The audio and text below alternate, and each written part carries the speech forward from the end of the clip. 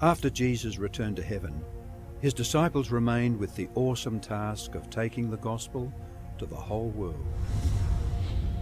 Filled with the Holy Spirit, these men and women proclaimed the message they had received with boldness and power, reaching out to all corners of the then known world.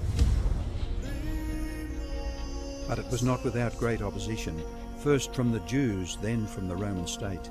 Many Christians were faithful to the point of death, suffering torture and humiliation from cheering onlookers at the Circus Maximus and Colosseum in Rome and throughout the empire. However, the blood of the martyrs only paved the way for the further spread of the gospel. After years of persecution by the Roman emperors, one of them, Constantine, professed conversion to Christianity in 312 AD. Now Christianity became popular, but it resulted in many pagan practices and symbols entering the church, particularly in Rome. The Bishop of Rome assumed more and more power and authority and began to oppose and oppress all who recognized Jesus alone as the head of the church and who accepted the Bible alone as the supreme authority.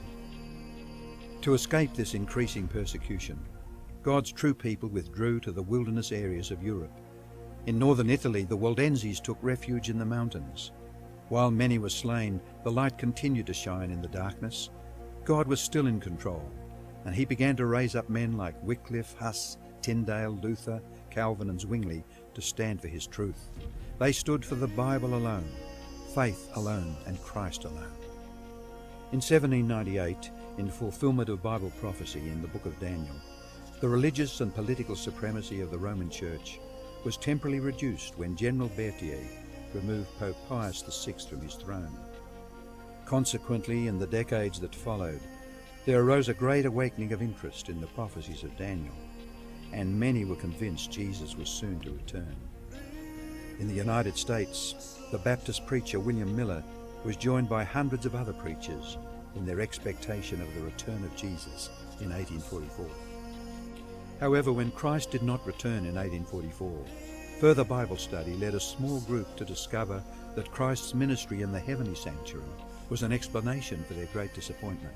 They discovered that the Bible taught that the seventh day was the Sabbath that Jesus had set aside for his people. Slowly they came to understand that their mission was to preach the three angels' messages of Revelation 14. Their goal as Seventh-day Adventists was to preach with power the everlasting gospel and to prepare the world for Christ's return. More than 160 years have now passed, years that have brought 2 world wars, numerous military campaigns, financial depressions, the rise of atheism and secularism, as well as a booming world population, with natural disasters increasing in frequency and intensity. Today, the Church's mission and message is more relevant and urgent than ever in its history. Jesus is coming soon, and the world must be warned. Prepare to meet your God.